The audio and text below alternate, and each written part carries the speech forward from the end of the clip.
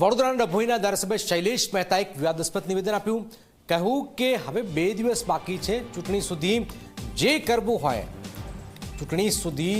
કરવું હોય તે કરો, બધી છૂટ છે. હું બેઠો છું, તમને કોઈને કંઈ થવા નહીં દઉં. પ્રદેશ પ્રમુખ જગદીશ વિશ્વકર્માની હાજરી બાદ શૈલેષ મહેતાએ કાર્યકરોને શામ દામ દંડભેદ તમામ નીતિ અપનાવવાનો છૂટો દોર આપ્યો છે. કોઈ પણ ભોગે તાલુકા પંચાયત જિલ્લા પંચાયતની બેઠકો જીતવા કાર્યકરોને આહવાન કર્યું. થુવાઈમાં યોજાયેલી પ્રદેશ પ્રમુખની સભામાં આ નિવેદન આપ્યું છે. એક પછી એક ભારતીય જનતા પાર્ટીના નેતાઓ, આણંદના MP, ત્યાર પછી હવે આપ જોઈ રહ્યા છો કે ધારાસભ્ય જે નિવેદન આપી રહ્યા છે ચર્ચામાં સામે આવી રહ્યા છે. જે 20 તાલુકા પંચાયતના ઉમેદવારો અહીંયા આવ્યા છે એ તમામ જંગી બહુમતીથી જીતવાના છે. ડભોઈ નગરપાલિકામાં ફરીવાર ભારતીય જનતા પક્ષનું બોર્ડ બેસવાનું છે.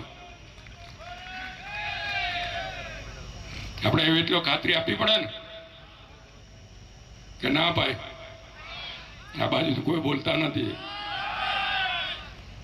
કારણ કે આ તો તમારી તાકાત પર જવાબદારી લેવાની છે, મહેનત તમારે કરવાની છે. 5 દિવસ બાકી છે, જે કરવું પડે એ કરજો, પણ આપણા તમામ ઉમેદવારોને જંગી બહુમતીથી જીતાડવાના છે. એના જે તમે કરશો એનામાં તમારી જોડે અમે તમામ ઊભા છીએ. જેમ 13 તારીખે થયું ને કોઈને કશું થવા નથી દીધું, એમ ફરીવાર પણ કોઈને કશું થવા નહીં દઈએ.